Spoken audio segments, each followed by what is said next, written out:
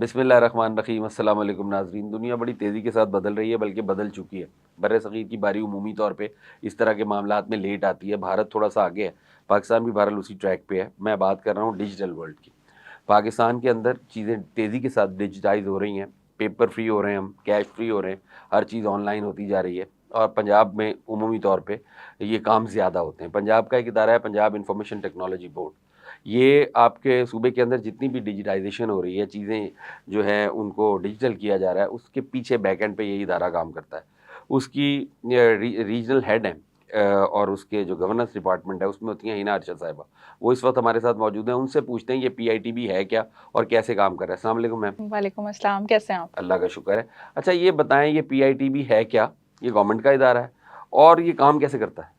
अच्छा जी, Punjab information technology board autonomous body है और चेयरमैन के अंडर काम करता है और जितनी भी चीज़ें डिजिटलाइज़ हो रही हैं पंजाब में, आपके जितने भी डिपार्टमेंट्स हैं, इधर वो पुलिस है, आपका सेफ सिटी है, आपका हॉस्पिटल सिस्टम है, आपका पुलिस सिस्टम है, आपके ई चालान्स हैं, आपके ई प्रोक्योरमेंट है, वो सब पंजाब आईटी बोर्ड कर रहा है और जितनी भी चीज़ें आप ऑनलाइन होते हुए देख रहे हैं, उसके पीछे पंजाब आईटी बोर्ड है।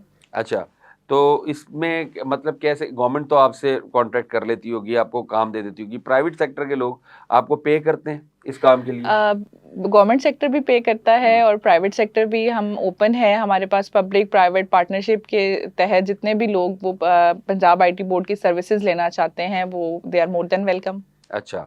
और जो इस वक़्त पंजाब में पेस है डिजिटाइज़ेशन की, सरकारी सेक्टर में आप क्या समझती हैं कि कितने % काम हो चुका है और कितना ज़रूरी है? मतलब कितना काम और होना चाहिए?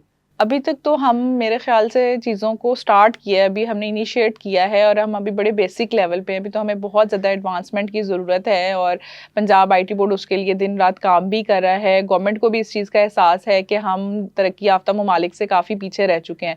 तो आईटी सेक्टर में बहुत ज़्यादा काम हो रहा है और डिफरेंट प्रोजेक्ट्स लॉन्च होते हैं, डे बाय डे इस पे काम हो रहा होता है, रिसर्च हो रही होती है कि हमें कहाँ पर काम करने की मज़ीद ज़रूरत है और बहुत सारे ऐसे प्रोजेक्ट्स हैं जो करंटली लॉन्च हो चुके हैं, इन फ्यूचर हम लॉन्च करने वाले हैं जिसके ज़रिए हम डेवलपमेंट में जो है वो आगे जा सकें। अच्छा, किसी इदारे को वो आप डिजिटाइज़ कर देते हैं, मतलब मुकम्मल तौर पे डिजिटल कर देते हैं, फिर आपका रोल उसमें से ख़त्म हो जाता है या आप कनेक्टेड होते हैं? हम बिल्कुल कनेक्टेड रहते हैं क्योंकि कहीं पर भी आपको कोई इशू फेस करना पड़ रहा होता है, जैसे पोर्टल डाउन हो गया है या सिस्टम आपका कोई एरर दे रहा है, तो उसके पीछे पीआईटीबी जो है वो उसकी टीम बैठी होती है, वो आपको गाइड कर रही होती है, आपकी क्यूरीज़ को रिज़ॉल्व कर रही होती है। तो ऐसा नहीं कि काम कर दिया उसके बाद आप जानें। पीआईटीबी जो है वो पीछे बैकएंड पे मौजूद होती है और कोई भी इशू आपका है तो आप पीआईटीबी से कॉन्टैक्ट कर सकते हैं, आपके इशूज़ को रिज़ॉल्व किया जाता है। पाकिस्तान के अंदर एक बहुत बड़ी प्रॉब्लम है। यहाँ पे जिन मामलात में कैश इन्वॉल्व है ना, मतलब लिक्विड कैश जहाँ इन्वॉल्व है, सरकारी इदारे बिलखुसूस या डिफरेंट पेमेंट्स होती हैं। जब चालान का निज़ाम था मैनुअल, उसमें भी करप्शन हुआ करती थी और कंप्यूटराइज़ होने के बाद भी होती है। यहाँ ऐसे भी देखा गया है कि लोगों के हाथ में कंट्रोल है, मतलब वो ऐसे इदारे मौजूद हैं, मिसाल के तौर पे for example excise and taxation का इदारा है, वो टोकन टैक्स कलेक्ट करते हैं सुबह से लेके शाम तक। जुलाई के महीने में अगर उन्होंने टोकन कलेक्ट किया शाम तक 15-20 लाख रुपए का, तो उनके हाथ में क्यूरी है, वो उसको अमेंड कर लेते हैं। तो इस तरह की चीज़ें जो हैं, उन पे कैसे चेक एंड बैलेंस रखा जा सकता है? देखिए, कंप्यूटर की वन टिक से तो करप्शन बढ़ भी सकती है ना, उससे कैसे कंट्रोल करते हैं? जब आपके पास चीज़ें कंप्यूटराइज़ हो रही होती हैं ना, तो हर चीज़ का रिकॉर्ड हो रहा होता है कि किसने कहाँ पर कौन-सी एंट्री की है। जी। पंजाब गवर्नमेंट के कुछ ऐसे प्रोजेक्ट पीआईटीबी ने किए हैं, जैसे ई स्टैम्प पेपर है, ई प्रोक्योरमेंट है। आप कोई भी चीज़ जो है, वो आप उसको अगर आपने करना है ना, प्रोक्योर करना है गवर्नमेंट के डिपार्टमेंट में, तो आपको ई प्रोक्योरमेंट के थ्रू करना पड़ेगा, ऑनलाइन करना पड़ेगा। उसमें इतनी ट्रांसपेरेंसी है कि करप्शन के चांसेज़ ही नहीं है उसमें। क्योंकि आपको वन क्लिक पे ये भी पता चल जाएगा कि कहाँ पर किसने क्या चीज़ जो है वो मैनिपुलेट करने की कोशिश की है। तो जब आपको पता है कि मैं पकड़ा जाऊँगा या मुझे कोई ट्रैक कर लेगा, तो चीज़ें ऑटोमैटिकली ठीक होना शुरू हो जाती हैं। तो ई प्रोक्योरमेंट एक बहुत बड़ा चेंज था, हमारी उससे बहुत ज़्यादा रेवेन्यू सेव हुआ है क्योंकि चीज़ें जो हैं वो इतनी ट्रांसपेरेंट हैं कि अगर आप वन क्लिक पे उसको ख़राब कर सकते हैं ना, तो आप वन क्लिक पे उसको ट्रेस आउट भी कर सकते हैं कि ये कहाँ से खराबी पैदा हुई है।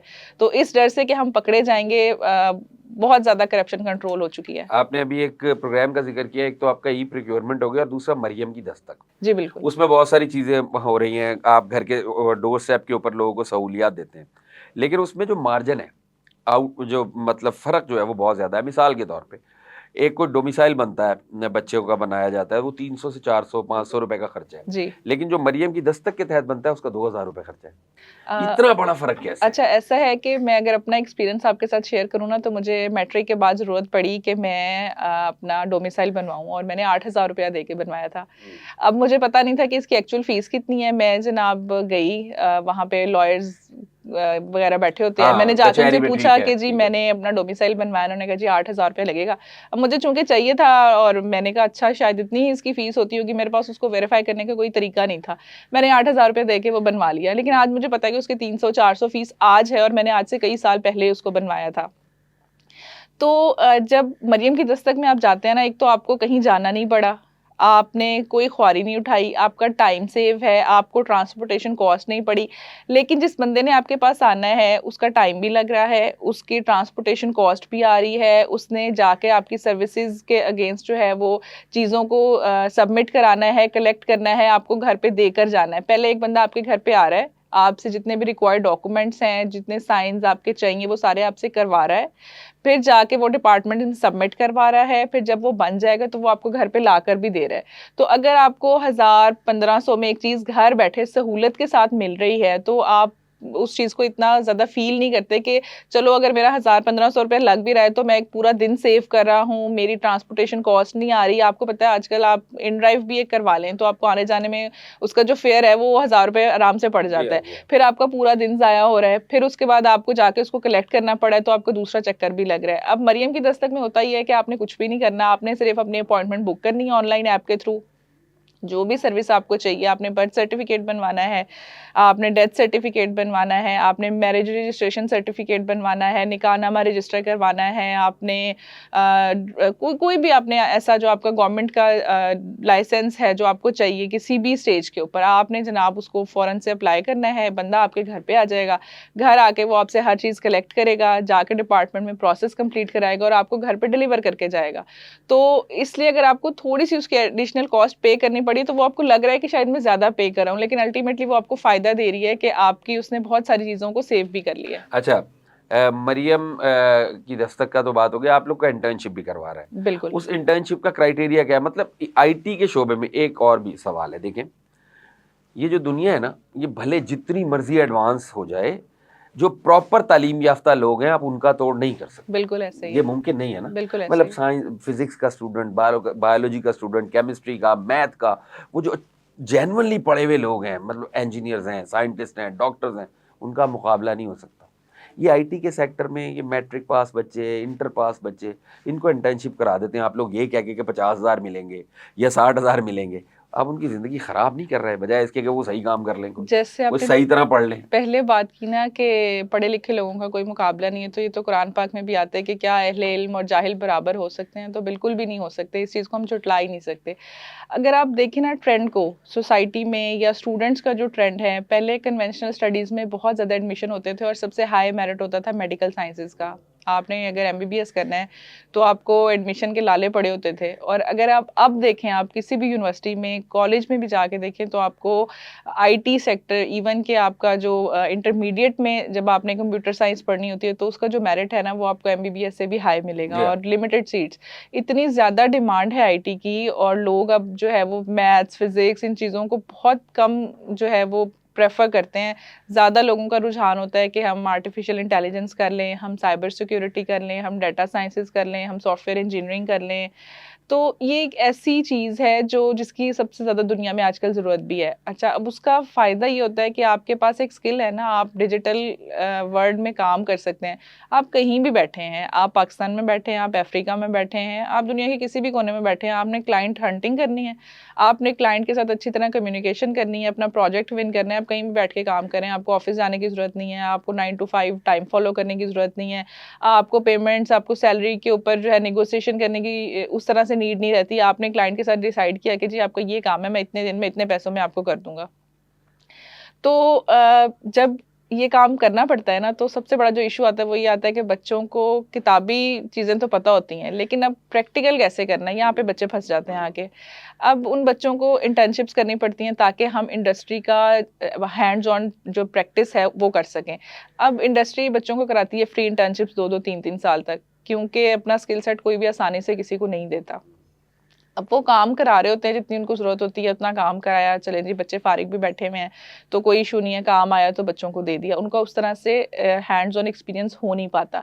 अब जब हमारा इंटर्नशिप प्रोग्राम लॉन्च हुआ है, जिसके अंदर अगर आप देखें तो हम बच्चे को 50,000 पर मंथ स्टाइपेंड पे करें, और वो बच्चा कौन है? जो फ्रेशली ग्रेजुएट हुआ है विद इन लास्ट 4 ईयर्स। ठीक है। अब उस बच्चे को कोई फ्री इंटर्नशिप के ऊपर जो है ना, वो 2-2 साल ख्वार करेगा, पैसा भी कोई नहीं देगा, काम भी उस तरह से नहीं सिखाएगा। तो बच्चे को पहले दिन से पैसे मिल रहे हैं ना, तो बच्चे के अंदर भी एक मोटिवेशन पैदा होगी कि नहीं, मुझे पैसे मिल रहे हैं, मैंने काम सीखना भी है, काम करना भी है, क्योंकि ये 5 महीने मेरे पास ऐसे हैं जिसमें मुझे पैसे भी मिल रहे हैं, मुझे काम भी सिखाया जा रहा है। तो एक तो उसका फ़ायदा ये हुआ।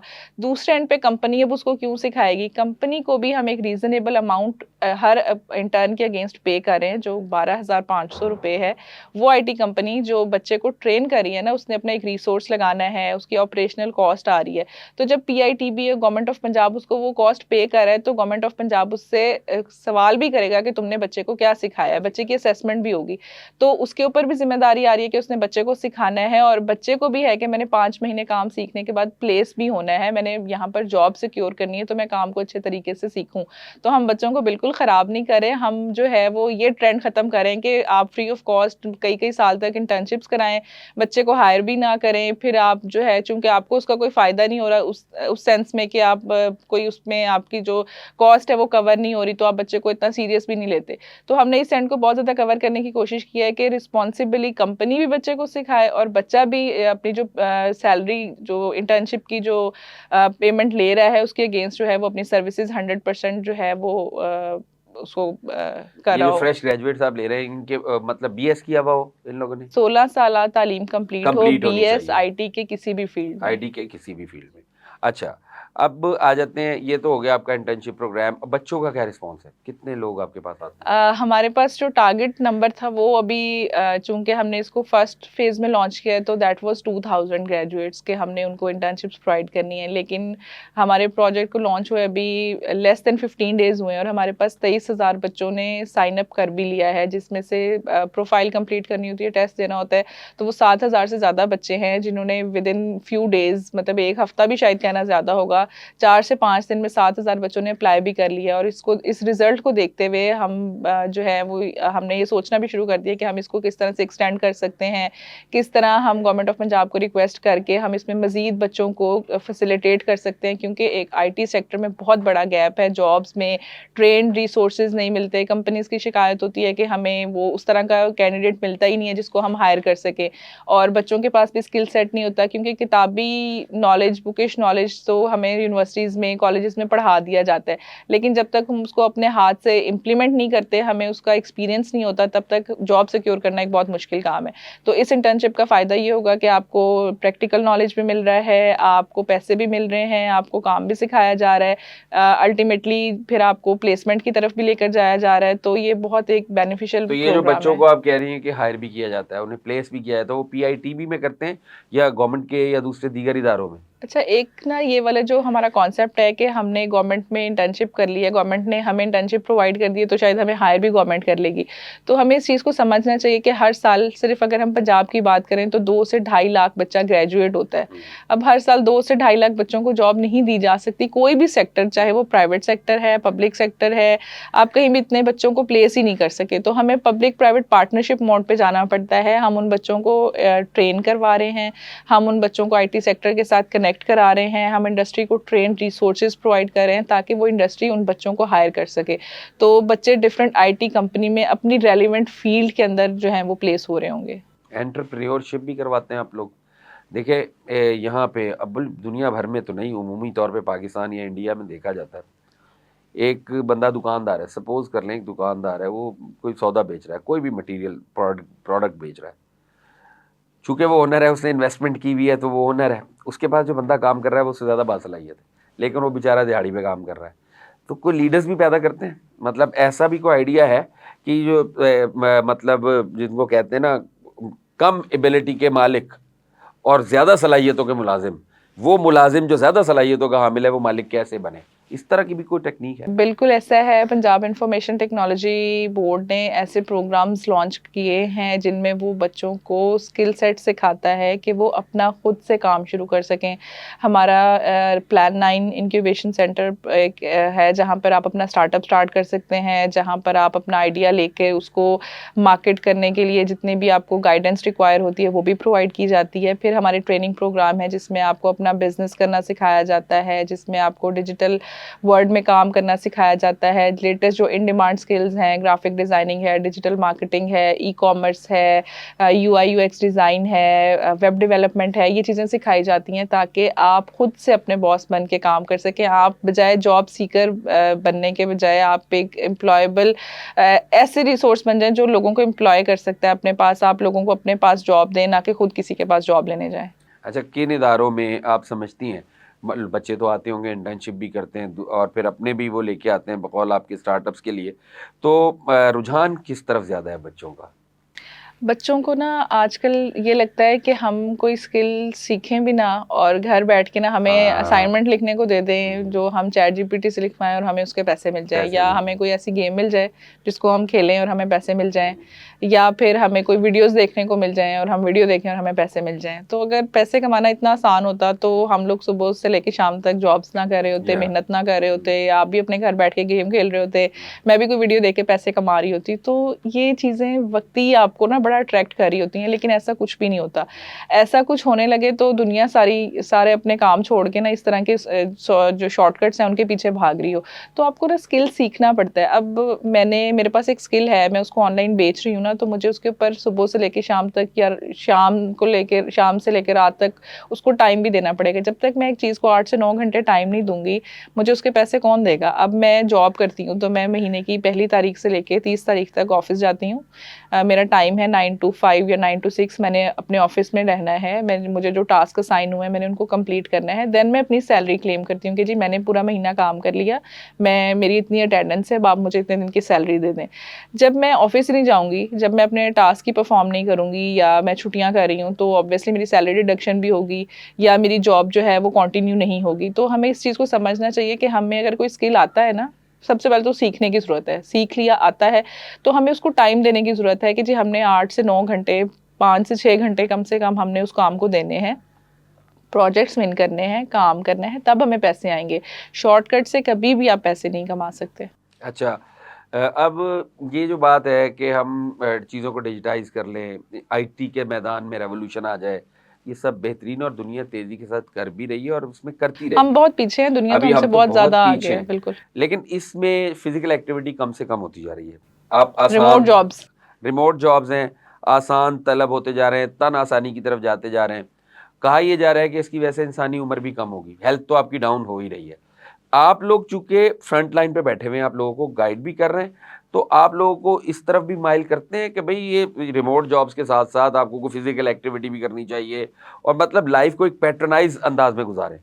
हम बिल्कुल इस चीज़ को जो है वो अंडरस्टैंड भी करते हैं कि आप घर में बैठ के काम करें ना, तो बहुत सारी चीज़ों में आप पीछे रह जाते हैं, आप बहुत ज़्यादा लेज़ी हो जाते हैं कि अच्छा ठीक है मैं उठ के कर लूँगा, आप उस तरह से एक्टिव नहीं रहते। तो हम प्रेफ़र ये करते हैं कि आपके पास कोई ऐसी स्पेस हो जहाँ पर आपको पता है कि मैंने अपना काम करने के लिए ना इस जगह पर जाना है, तो आपने जब घर से बाहर निकलना है तो आप रेडी भी हो रहे हैं, आप उस जगह पर जा भी रहे हैं, आपका एनवायरनमेंट भी चेंज हो रहा है, आप एक प्रोफ़ेशनल एनवायरनमेंट में भी बैठे हैं, तो आपकी पर्सनैलिटी भी ग्रूम हो रही है।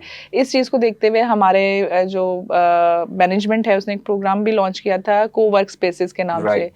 कोवर्क स्पेसेस में आपको बहुत सारी फैसिलिटीज़ गवर्नमेंट की तरफ से दी जाती हैं, जैसे सिटिंग प्लेस है, इंटरनेट है, प्रोफेशनल एनवायरनमेंट है, मीटिंग रूम्स हैं, ताकि और वहाँ उसकी बड़ी नॉमिनल सी बल्कि एक जो सब्सिडाइज कॉस्ट होती है कि आपने एक थोड़ी सी अमाउंट पे करनी है, आपको स्पेस मिल रही है जहाँ पे ये सारी फैसिलिटीज़ हैं, तो आप घर से निकलें, आप प्रोफेशनल एनवायरनमेंट में आएँ, रेडी शेडी होके आप बिल्कुल एक ऑफिस एनवायरनमेंट की तरह की जगह पर जाके काम करें ताकि आपकी पर्सनैलिटी ग्रूम हो, आप घर बैठ के जो आपको हेल्थ इश्यूज़ होते हैं आप उनसे अवॉइड कर सकें। आप जब घर से निकल रहे हैं, लोगों को देख रहे हैं, तो आपने अपनी फ़िटनेस को मेंटेन करने का ख़्याल आपको आता है, आपको अपनी पर्सनैलिटी को बेहतर करने का ख़्याल आता है, आप लोगों से मिलते हैं, आपका एक्सपोज़र बढ़ता है। तो इन चीज़ों को भी पीआईटीबी बिल्कुल मद्देनज़र रखता है और हमारा जो कोवर्क स्पेस का जो प्रोजेक्ट था वो इसी चीज़ को जो है वो रिप्रेज़ेंट करता है। आप आईटी को डील कर रही हैं और पंजाब के सबसे बेहतरीन इदारे से ताल्लुक़ है। अल्हम्दुलिल्लाह। एआई जो है, जी। ये आने वाले दिनों में अभी एआई से जो हरकतें की जा रही हैं, आने वाले दिनों में ये मैनेस जो है, इसको कैसे टेकअप करेंगे आप? अच्छा आपको ना इसके अंदर मौजूद खराबियाँ, अच्छाइयाँ तो जिन लोगों ने इस्तेमाल करनी है करते रहेंगे। इससे जो गलत काम किए जा सकते हैं, उन्हें काउंटर करने का क्या तरीका है? अच्छा कुछ ना एथिक्स हैं जो आपको सीखने पड़ते हैं जो वक्त के साथ साथ ना चेंज होते हैं। अब जैसे हम पहले हमें घर में एथिक्स सिखाए जाते हैं कि जी आपने बाहर किस तरह से जाना है, लोगों से किस तरह से मिलना है, घर आए लोगों से किस तरह मिलना है।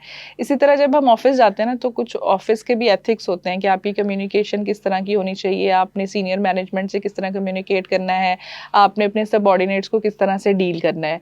तो जब हम जो है वो इस आईटी सेक्टर की बात करते हैं ना तो डिजिटलाइज जब चीज़ें हो रही हैं ना तो हमने अपने क्लाइंट से बात करनी है तो हम बिल्कुल एथिक्स सिखाते हैं कि आपकी जो क्लाइंट कम्युनिकेशन है वो किस तरह की होनी चाहिए। अगर वो आपको अच्छा पे कर रहा है तो आपने भी एक चीज़ अपने प्रोजेक्ट की जो बजट लाइन है उसको आपने इस तरह मुंह फाड़ के पैसे नहीं मांग लेने कि आपका इमेज ख़राब हो।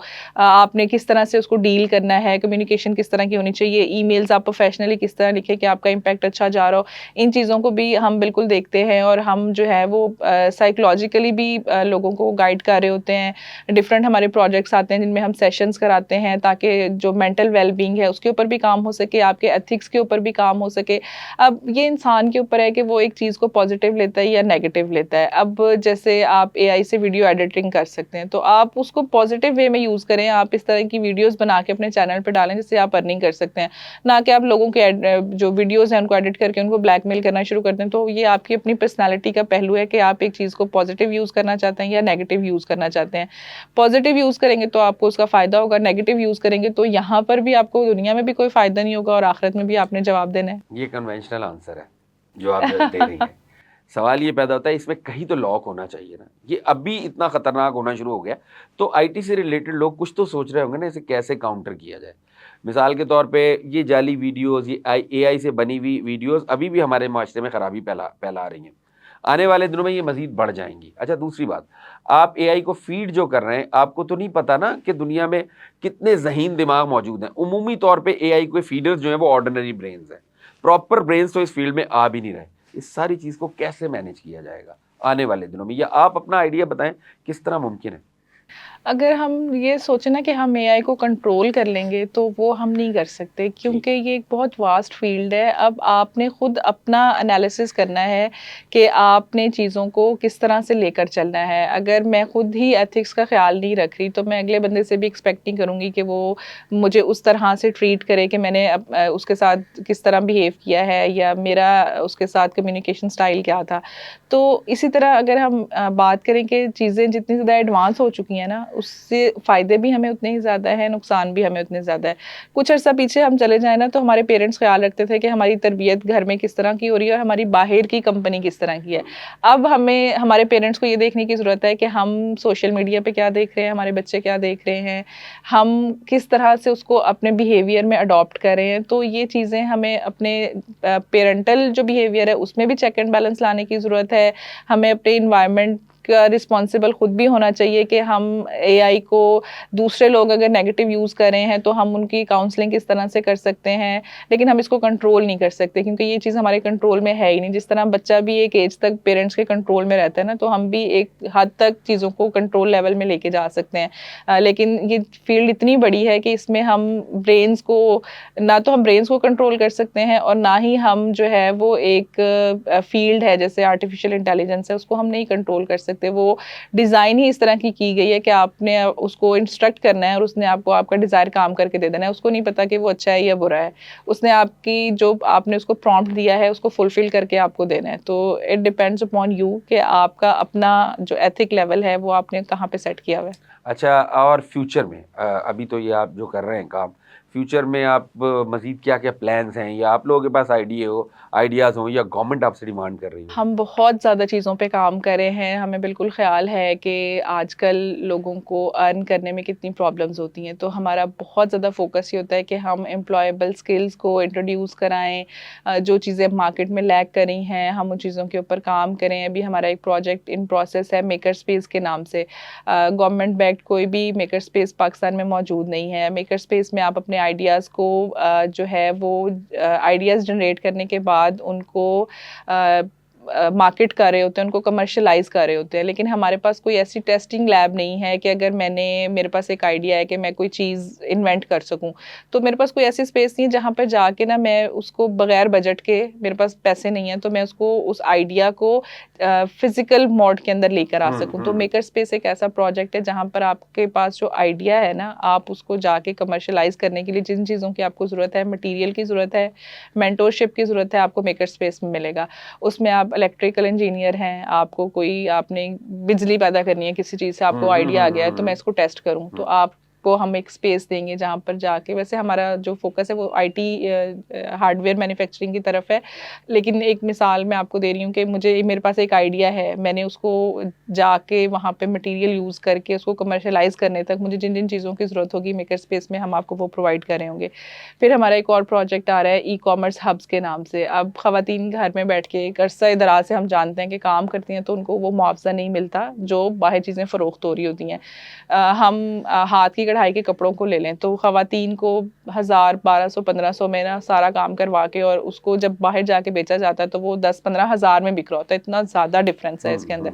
लेकिन जब हम उन ख़वातीन को ट्रेन कर देंगे ना कि आपने अपना स्टोर किस तरह से बनाना है, अपने प्रोडक्ट को फ़ोटोग्राफी किस तरह करनी है, उसको आपने किस तरह से अपने मार्केट प्लेस के ऊपर पेस्ट करना है, उसको किस तरह से ऐड करना है, उसकी प्राइस किस तरह से लगानी है, आपने डिलीवर किस तरह से करना है, तो ख़वातीन वो जो इतना बड़ा उनको गैप मिल रहा है ना, वो उस चीज़ से कोप अप कर सकेंगी, खुद अपनी प्रोडक्ट्स को मार्केट कर सकेंगी। तो ई-कॉमर्स हब्स में यही होगा कि हम ई-कॉमर्स हब्स बनाएंगे जहाँ पे ख़वातीन आके ट्रेनिंग भी ले रही होंगी, अपने प्रोडक्ट को डिस्प्ले भी कर रही होंगी, एग्जिबिट कर रही होंगी, मार्केट प्लेसेस का, उनको ऑनलाइन मार्केट प्लेसेस का हम बता रहे होंगे, उनको ट्रेन कर रहे होंगे कि वो अपने जो प्रोडक्ट्स हैं उनको खुद बेचें। तो बेचना किस तरह ये भी सिखाया जा रहा होगा उनको, जितना उनको जो लॉस होता है ना कि वो थर्ड पार्टी इन्वॉल्व करती बहुत बड़ा हैं, गैप उसको कवर करने के लिए हमारा प्रोजेक्ट आ रहा है। फिर अभी ये आईटी सेक्टर में बहुत ज़्यादा जो है इंडस्ट्री की तरफ से शिकायत आती थी कि ट्रेन जो कैंडिडेट्स हैं वो नहीं मिलते, उसके लिए हमने ये प्रोजेक्ट लॉन्च किया है। फिर हमारे आईटी के बच्चों को एक शिकायत होती है कि हमें इंटरनेशनल सर्टिफिकेशंस बहुत महंगी पड़ती हैं, डॉलर्स में उसकी फ़ीस होती है, टैक्स डिडक्ट होता है, तो हम अफोर्ड नहीं कर सकते। पंजाब आईटी बोर्ड ने ग्लोबल सर्टिफिकेशंस के नाम से प्रोजेक्ट लॉन्च किया जिसमें हम 100% उनको फ़ीस रीइंबर्स करते हैं।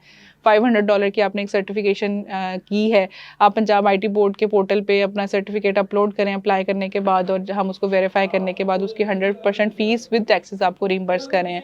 तो बहुत सारा काम है जो पंजाब आईटी बोर्ड कर रहा है, और फ्यूचर में भी बहुत सारे ऐसे प्रोजेक्ट्स हैं जो हम लॉन्च करने जा रहे हैं। Last question. जी। अभी आपने खुद ही कहा दुनिया बहुत आगे निकल गई है, हम बहुत पीछे हैं, लेकिन अब ये जो चीज़ें हैं ये तो पूरी दुनिया में इक्वल पैरेलल चलती हैं। आप क्या समझती हैं, हम दुनिया के कितने साथ हैं या उससे कितना पीछे हैं इस वक्त इस शोबे में? हम बिल्कुल भी दुनिया के साथ-साथ नहीं चल रहे, क्योंकि पाकिस्तान में क्यों लोग काम देना बाहर से प्रेफ़र करते हैं, क्योंकि जब वो पाकिस्तान में पेइंग कैपेसिटी पे आते हैं ना, तो वहाँ से वो चंद डॉलर्स पे कर रहे हैं, और यहाँ पे जब हमारे पास वो पैसा आता है तो वो हज़ारों में बन जाता है। तो हम इस हवाले से बहुत पीछे हैं कि एक तो हमारी करेंसी जो है वो हमें ज़्यादा काम प्रोवाइड इसलिए भी कर देती है क्योंकि उनको वहाँ से कम पे करना पड़ता है, यहाँ पर आके पैसे ज़्यादा हो जाते हैं, तो कम पैसों में आपका जो काम करने वाला बंदा है ना, वो आपका प्रोजेक्ट डिलीवर कर रहा होता है। तो इसलिए हम काफ़ी चीज़ों में भी पीछे हैं जिनमें हमें अभी काम करने की बहुत ज़्यादा ज़रूरत है। अभी हमें अपना स्किल सेट इम्प्रूव करने की बहुत ज़्यादा ज़रूरत है। हम एआई सीख तो रहे हैं, लेकिन हमने एआई को किस तरह से यूज़ करना है कि वाक़ई ही हमें पता चले कि ये काम हमने एआई से कराया है। हमें उस चीज़ के अंदर अभी ट्रेन होने की बहुत ज़्यादा ज़रूरत है। दुनिया बहुत तरक्की कर चुकी है, स्टिल हम इन चीज़ों के होने के बावजूद, खुद को डिजिटलाइज़ करने के बावजूद, बहुत सारे सेक्टर्स को हमने ऑनलाइन करने के बावजूद, ई स्टैम्प पेपर लॉन्च करने के बावजूद, ई प्रोक्योरमेंट लॉन्च करने के बावजूद हम दुनिया से अभी बहुत पीछे हैं, और हमें बहुत ज़्यादा दिन रात काम करने की ज़रूरत है। पंजाब आईटी बोर्ड जैसे इदारे जो काम तो कर रहे हैं, लेकिन बाकी जो शोबे हैं उनको भी आगे आने की ज़रूरत है, ताकि सिर्फ आईटी सेक्टर नहीं बल्कि आईटी सेक्टर से रिलेटेड जितने सपोर्ट विंग्स हैं वो भी उसी तरह काम करें और हम मज़ीद ज़्यादा अपने आप को डेवलप कर सकें। बहुत शुक्रिया हिना अरशद साहिबा। नाज़रीन, हिना की गुफ्तगू आपने सुनी, इनकी काफ़ी मुदल्लल गुफ्तगू है और काफ़ी कॉम्पैक्ट इनके प्लान्स नज़र आते हैं। फ़ैसला आपने करना है। बहरहाल हमने इस दुनिया में अगर आगे बढ़ना है तो ये डिजिटल वर्ल्ड होने जा रहा है, और इस डिजिटल वर्ल्ड को एक्सेप्ट भी करना है, उसके एथिक्स और नॉर्म्स के मुताबिक चलना भी है। बाकी फ़ैसला आपने करना है कि हम कितने पीछे हैं और कब तक दुनिया के बराबर जाके खड़े हो जाएंगे। शुक्रिया।